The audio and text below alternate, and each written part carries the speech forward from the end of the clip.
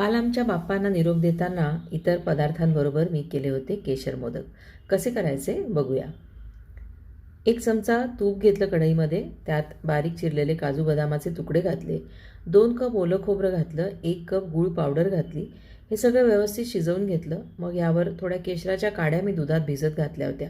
केशर मोदक करतोय त्यामुळे सारणातही केशर घालायचं आहे. वेलदोड्याची पूड घालायची, किसमिस घालायचे आणि हे सारण चांगलं शिजलं की गार करून घ्यायचं. आता वरच्या पारीतही आपण केशर घालणार आहोत. त्यासाठी असं एका टिश्यूमध्ये मोठी चिमूटभर केशर मी तव्यावर गरम करून घेतलं, म्हणजे ते चुरडायला सोपं जातं. चुरडून घ्यायचं असं आणि यामध्ये गरम दूध घालायचं आहे आणि हे 10 मिनटं आपण बाजूला ठेवून देणार आहोत. त्यानंतर उकड घ्यायची आहे. उकडीसाठी 2 कप पाणी घेतलं आहे मी कढईमध्ये, त्यात 1 चमचा तूप, चवीपुरतं मीठ घालायचं आणि आपण करून घेतलेलं हे केशराचं दूध घालायचं आहे. याला उकळी आली की यात 2 कप पाणी होतं तर 2च कप इतकी तांदळाची पिठी घालायची आहे. सुगंधी आंबे मोहराची पिठी आहे यावेळेला माझ्याकडे. अतिशय सुरेख सुगंध त्याचा येतो आहे. हे घालून सगळं एकत्र मिसळून घेतल्यावर याला अगदी 2 मिनटं वाफ येऊ द्यायची.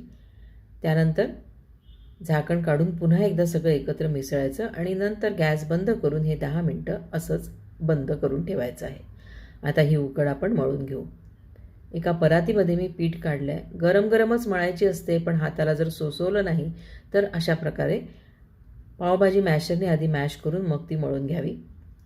फूड प्रोसेसरमध्ये ही प्रोसेस खूप पटपट होते अगदी आणि छान उकड मळली जाते.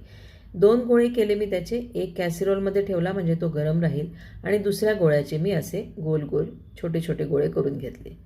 थोडीशी तांदळाची पिठी लावून पुरी प्रेसमध्ये मी पारी तयार केली आणि हाताला थोडासा पाण्याचा हात लावून मी यावेळेला चुण्या केलेल्या आहेत.